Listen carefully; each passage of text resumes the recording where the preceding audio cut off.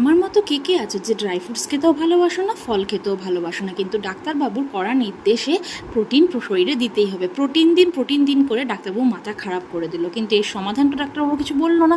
চলো আমি একটা সমাধান করে দিচ্ছি। আমি বাড়িতে থাকা কিছু ড্রাই ফ্রুটস নিয়ে রেখেছি, আর আগের দিন কিছু খেজুর আমি জলে ভিজিয়ে রাত্রিবেলায় রেখে দিয়েছিলাম। ড্রাই ফ্রুটসের মধ্যে এখানে আমি মাখনা দিয়েছি, কিছু আমন্ডস দিয়েছি, কিছু সিডস দিয়েছি, কিশমিশ দিয়েছি, আরও যার যার কাছে যা যা থাকবে সব দিতে পারো। এবার ওটাকে শুকনো খোলা ভেজে একটু পেস্ট বলতে কি গুঁড়ো করে রেখে দিয়েছি, একদম কিন্তু ভালো মতো গুঁড়োটা করে নেবে।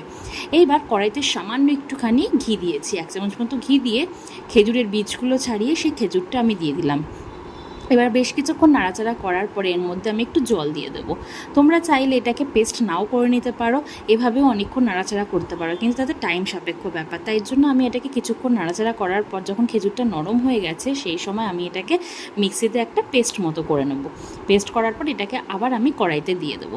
দেখতেই পাচ্ছ পেস্ট করার পর আমি কড়াইতে দিয়ে দিয়েছি। এইবার কিছুক্ষণ একটু নাড়াচাড়া করে জলটা যখন একটু শুকিয়ে আসবে সেই মুহূর্তে এই যেটা গুঁড়ো করে রেখেছি সমস্ত ড্রাই ফ্রুটসের গুঁড়োটা আমি দিয়ে দিচ্ছি খেজুরটার মধ্যে দিয়ে খুব ভালো করে কিন্তু এটাকে নাড়াচাড়া করতে হবে।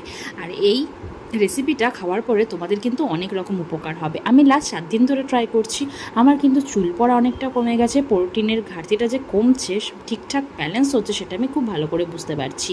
আমার চুল পড়া কমেছে, শরীরে ক্লান্তিভাব দূর হয়েছে, যেই জিনিসগুলো আমি ডাক্তারের কাছে বলেছিলাম।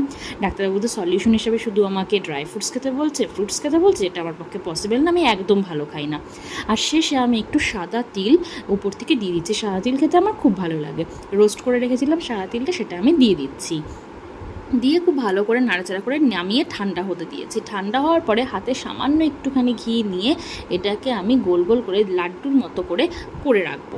আর এটা কিন্তু তোমরা 7 থেকে 10 দিন মোটামুটি এটা তোমরা ফ্রিজে স্টোর করে ডেলি একটা করে খেয়ে নাও। কারোর ভালো লাগলে 2টো করেও খেতে পারো, আমি একটা করে খাচ্ছি। আর সত্যি কথা বলতে আমি ভেবেছিলাম টেস্টটা খুব বাজে হবে, কিন্তু টেস্টটা খুব ভালো হয়েছে।